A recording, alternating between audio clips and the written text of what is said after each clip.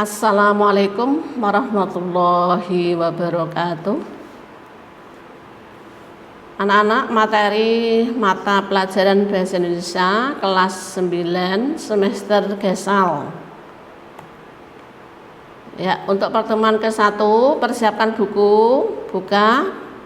Untuk bab 1 hari ini buka bukumu halaman 2. Kelas 9 semester Gesal.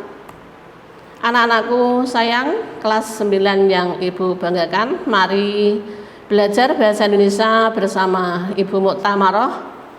Bagaimana kabar kalian? Ibu berharap tetap sehat, tetap belajar meski di rumah. Belajar di rumah jangan sampai mengurangi semangat belajarmu, sebab tugasmu utama adalah belajar dan belajar. Tetap patuh pada orang tua, hormat kepada guru, saling menyayangi dengan anggota keluarga dan teman-temanmu. Jangan lupa juga tingkatkan iman, perbanyak doa dan ibadah, dekatkan diri dengan Allah, dan juga imun. Ya, makan yang penting bergizi, tahu tempe tidak masalah ya. Nah, yang penting meningkatkan iman dan imun. Ya, mari kita awali pelajaran hari ini dengan bacaan basmalah bersama. Bismillahirrahmanirrahim. Semoga Allah Subhanahu wa taala meridhoi kita untuk memudahkan kita mendapatkan ilmu yang bermanfaat dunia dan akhirat. Amin ya Allah. Ya, bab 1 melaporkan hasil percobaan. Halaman 2 anak-anak, bukumu dilihat. Melaporkan hasil percobaan ini berupa verba. Verba itu menyatakan kata kerja, jenis kata kerja. Namun ada buku istilah yang lain dalam buku ini dengan istilah lain, yaitu laporan hasil percobaan. Laporan hasil percobaan ini berjenis kata nomina atau kata benda. Kemudian ada pula dibahas mengenai melaporkan hasil percobaan. Ya, kalau melaporkan hasil percobaan berupa melaporkan ini berupa jenis kata verba atau kata kerja. Ini sama saja istilahnya, dalam buku ini dibahas dengan istilah yang berbeda seperti ini. Kemudian ada pula istilah teks laporan hasil percobaan. Hasil laporan itu berupa teks tulisan. Ya, laporan hasil percobaan ini berupa jenis kalimat nomina atau kata benda. Jangan bingung ya anak-anak, ini hasilnya sama bahasanya tapi istilahnya saja yang berbeda. Yang dimaksud ya laporan hasil percobaan, melaporkan hasil percobaan, atau teks laporan hasil percobaan. Baik, melaporkan artinya memberitahukan. Ya, melaporkan artinya memberitahukan. Hasil berupa perolehan. Kata percobaan bisa bermakna eksperimen, praktikum. Ya, percobaan atau eksperimen atau praktikum. Bahasan materi pertemuan pertama ini adalah A. Mengidentifikasi informasi laporan percobaan. Kemudian B. Menyimpulkan informasi, tentu saja informasi laporan percobaan. Kemudian C. Menelaah struktur laporan percobaan atau laporan hasil percobaan. Menelaah struktur laporan hasil percobaan. Kemudian yang D. Kebahasaan teks laporan percobaan. Nah, bahasan materi yang akan kita bahas ini nanti yaitu 4. A. Mengidentifikasi informasi laporan percobaan. B. Menyimpulkan informasi laporan percobaan. C. Menelaah struktur laporan percobaan. Dan D. Kebahasaan laporan percobaan. Baik, yang pertama mengidentifikasi informasi laporan percobaan. Ya, lanjut. Teks laporan percobaan merupakan teks yang menyajikan laporan tentang hasil percobaan atau eksperimen atau praktikum yang dilakukan penulis. Tujuan teks laporan percobaan ini yaitu melaporkan hasil percobaan atau eksperimen atau praktikum yang biasanya dilakukan pada pelajaran IPA ya, secara sistematis, objektif, berupa hasil pengamatan untuk memecahkan suatu persoalan atau menguji suatu hipotesis atau dugaan awal.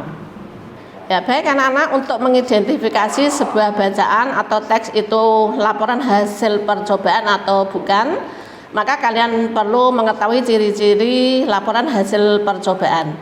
Ciri-ciri laporan hasil percobaan, LHP itu laporan, L-nya laporan, H itu hasil, P percobaan. Ciri-ciri LHP atau laporan percobaan yaitu 1. Kalimat fakta, kalimat yang sudah jelas, pasti, tidak berupa perkiraan lagi. Misalnya, dalam sebuah jeruk lemon terdapat kandungan vitamin C 20 mg. Ya, fakta. Kemudian kedua, lengkap. Lengkap, ada strukturnya, sistematikanya, semuanya harus lengkap. Ya, baik. Nomor 3, objektif. Apa adanya, tidak boleh mengarang atau tidak sesuai kenyataan, harus objektif apa adanya. Ciri-ciri LHP ini dengan kata ya singkat tangkapo. Ta itu fakta, itu lengkap, O itu objektif tadi ya, fakta, lengkap, objektif. Dengan kata super tangkapo. Ta itu tak fakta, kap itu lengkap, O objektif. Nah, ciri-ciri LHP. Baik, berikut fungsi LHP, laporan hasil percobaan. Maaf anak-anak, LHP bukan LPH ya. LHP, laporan hasil percobaan, yang kita bahas mulai dari tadi masih laporan hasil percobaan. Yang pertama sebagai informasi. Kemudian yang kedua sebagai bukti. Yang ketiga sebagai dokumentasi. Kemudian yang keempat bisa sebagai pemecahan masalah. Yang kelima sebagai pertanggungjawaban. Ya, fungsi LHP sebagai informasi, sebagai bukti, sebagai dokumentasi, sebagai pemecahan masalah, sebagai pertanggungjawaban.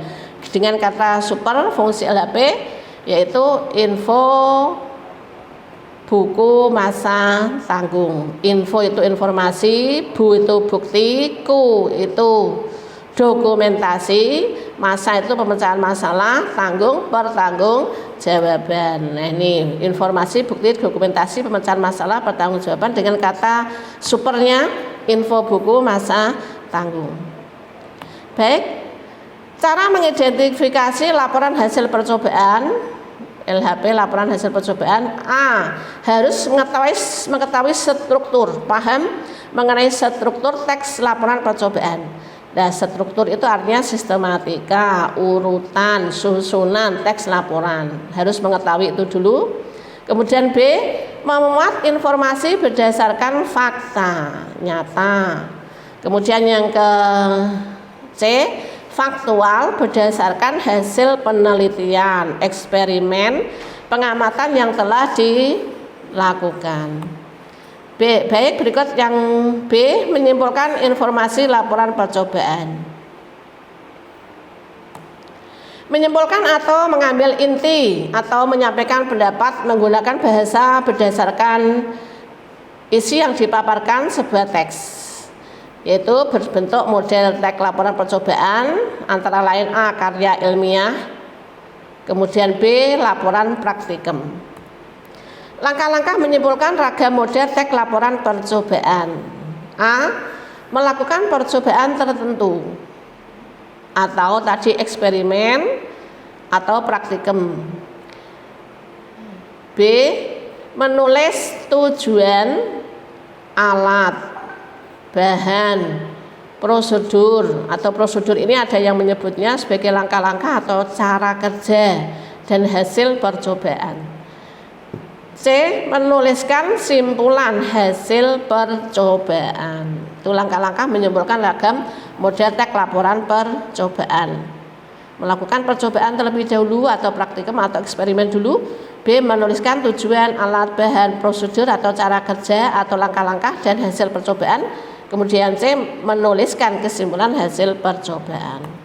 Baik, yang C, menelaah struktur teks laporan percobaan. Ini yang perlu kamu ketahui dulu sebelum mengidentifikasi sebuah teks itu berupa teks laporan percobaan atau bukan. Ya, struktur teks laporan percobaan atau susunannya atau urutannya, sistematikanya sebagai berikut. A. Judul. Ya, judul ini nama sebuah karangan harus ada judulnya, ditulis dulu. Kemudian yang B, tujuan. Ya, tujuannya apa? Ya, tujuannya ditulis dulu. Kemudian C, alat. Saya ulang, A, judul, tujuan, alat. Kemudian D, prosedur atau cara kerja atau langkah-langkah. E, hasil pengamatan. F, analisis data dan pembahasan. G, kesimpulan dan saran. H, daftar pustaka. Ini adalah struktur teks laporan percobaan. Judul, tujuan, alat, prosedur atau cara kerja atau langkah-langkah, hasil pengamatan, analisis data dan pembahasan, kesimpulan dan saran, dan H, daftar pustaka. Baik, berikut D, bahasa teks laporan percobaan. Bahasa yang terdapat dalam teks percobaan antara lain A, sinonim, yaitu persamaan kata dan antonim atau lawan kata. B, dalam teks laporan percobaan juga menggunakan verba, yaitu kata kerja. C, kalimat perintah. D, kata hubung atau konjungsi atau kata penghubung. E, kata bilangan. Ya, bahasa teks laporan percobaan meliputi menggunakan A, sinonim atau persamaan kata, antonim lawan kata. B, verba atau kata kerja. C, kalimatnya berupa kalimat perintah. D, kata hubung atau konjungsi atau kata penghubung, sama saja. E, kata bilangan atau numeralia. Nah, demikian tadi mengenai bahasa teks laporan percobaan. Baik, anak-anak, semoga bermanfaat. Jangan lupa selalu tingkatkan iman, tingkatkan imun, kerjakan tugas di Google Form. Saya ulang, kerjakan tugas di Google Form. Tugas pertemuan ke-1 yaitu kerjakan halaman 11, uji kompetensi 1. Tugas pertemuan ke-1 ini kerjakan halaman 11, bukumu halaman 11, uji kompetensi 1, nomor 1 sampai dengan 10.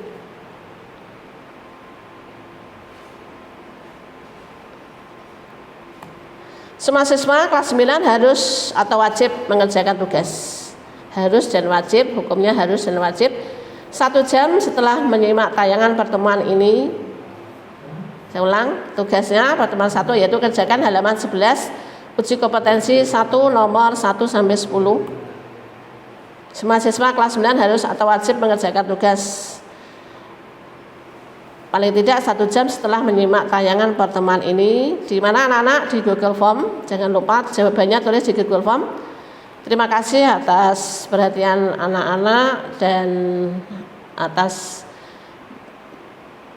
pekerjaan yang telah dikerjakan di Google Form. Semoga kalian dalam keadaan sehat, sukses. Sampai jumpa. Wassalamualaikum warahmatullahi wabarakatuh.